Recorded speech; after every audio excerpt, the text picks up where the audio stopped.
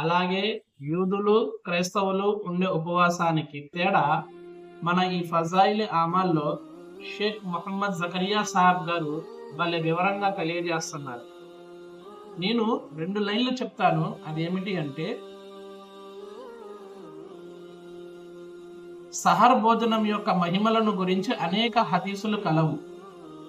యూదులు మరియు క్రైస్తవులు తన ఉపవాసమునకు భేదము సహర్ భోజనము మాత్రమేనని ప్రవక్త ముహమ్మద్ రసూలుల్లా సల్లల్లాహు అలైహి వసల్లం గారు తెలియజేసి ఉన్నారు. వారు అనగా క్రైస్తవులు మరియు యూదులు సహర్ తినరు. అంటే ఉపవాసము సెహరీ భోజనం ఏదైతే ఉందో యూదులు క్రైస్తవులు వారు తినరు. సహర్ భోజనము చెయ్యుము, మీ బరకత్ లభించును అని ప్రవక్త ముహమ్మద్ సల్లల్లాహు అలైహి వసల్లం గారు చెప్పి ఉన్నారు. సెహరీ భోజనాన్ని ప్రవక్త గారు ఒక సున్నత్గా, ఒక ఆచరణగా, ఒక ఇబాదత్గా మార్చారు. అందుకే సెహరీ చేయడం కూడా ఒక పుణ్యమే అని అన్నారు. అందుకని సెహరీ చేసిన అది బరకత్ కిందకి, అలాగే పెద్ద పుణ్యంగా మనకి మారబోయింది. అందుకని తప్పకుండా సెహరీ చెయ్యాలి. మరి ఏమంటున్నారు? ఒక చోట ప్రవక్త ముహమ్మద్ సల్లల్లాహు అలైహి వసల్లం గారు ఇట్లు సెలవిచ్చి ఉన్నారు, ఈ కింద కనబరచిన 3 వస్తువుల యందు శుభములు ఉన్నవి. ఒకటి జమాతు.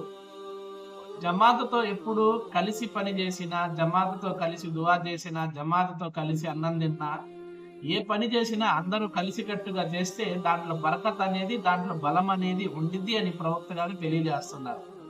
రెండోది సురీద్. మూడోది సహర్ భోజనము. జమాతు అనగా జమాతుతో నమాజ్ చదువుట. ఇంకొక అర్థము ఏమనగా ముసల్మానులు అందరూ కలిసి తమ పనులను చేసుకొనుట జమాతు. ఎందుకనగా జమాతుతో కూడి చేసిన కార్యకలములలో అల్లాహ్ సహాయము కలుగును. సరీదు అనగా రొట్టెను మాంసముతో కలిపి చేయబడిన ఒక వంట. ఇది చాలా రుచిగా ఉండును. రొట్టెను మాంసముతో కలిపి అంటే, ఇప్పుడు మనం కూర చేసుకునేటప్పుడు ఏదైనా నాన్ వెజ్ కూర, దాన్ని కొంచెం పలసగా చేసుకొని దాంట్లో ఒక రొట్టె ముక్కని పీసుగా చేసి దాంట్లో వేసేయటం, దీనిని సరీద్ అంటారు. ప్రవక్త గారి ఈ సరీద్ అనే ఫుడ్ ప్రవక్త గారికి చాలా చాలా ఇష్టము అన్నమాట. మూడోది వచ్చేసరికి ఏమని చెప్పారు? సహర్ భోజనము. ఈ 3 పనుల్లో చాలా బరకత్ కలిగి ఉంది, చాలా ఫజీలతు పుణ్యము కలిగి ఉంది అని తెలియజేశారు. ఆఖరి మాట ఏమిటి అంటే, సహర్ ఎప్పుడు చేయాలి అంటే, కషాఫ్ అనే గ్రంథములో ఒక బుజుర్గ్ గారు రాసి ఉన్నారు. అది ఏమిటి అనగా, రాత్రి యొక్క చివరి 2 గంటలు సమయము సహరు సమయము అని అందురు. సహర్ భోజనం యొక్క మహిమల గురించి అనేక హదీసుల్లో ఉన్నది. ఆఖరి 2 గంటల్లో మనం సహరీ అనేది చెయ్యాలి. అలాగే ప్రవక్త గారు ఆఖరి సమయంలో సెహరీ చేయడాన్ని చాలా ఇష్టపడేవాళ్ళు. అందుకని యూదుల్లో క్రైస్తవుల్లో తేడా ఏమిటి అంటే, వాళ్ళు సెహరీ భోజనము చేసేవాళ్ళు కాదు. ప్రవక్త ముహమ్మద్ సల్లల్లాహు అలైహి వసల్లం గారికి, ఆ ఉమ్మతికి, మనకి అల్లాహతాలా ఇచ్చిన ఒక వరము, ఒక గిఫ్ట్ అన్నమాట. అందుకని ఉపవాసాన్ని ఎవరు వదిలిపెట్టద్దు. సహరీని తప్పకుండా చెయ్యండి.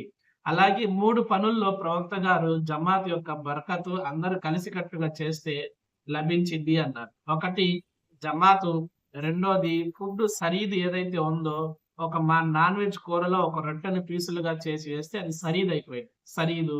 మూడోది సహరీ భోజనం. ఈ 3 పనులు మర్చిపోకుండా గుర్తుంచుకోండి. అలాగే ఉపవాసానికి, వాళ్ళ యొక్క ఉపవాసానికి, మన యొక్క ఉపవాసానికి తేడా ఇదేనన్నమాట. అస్సలాము అలైకుం.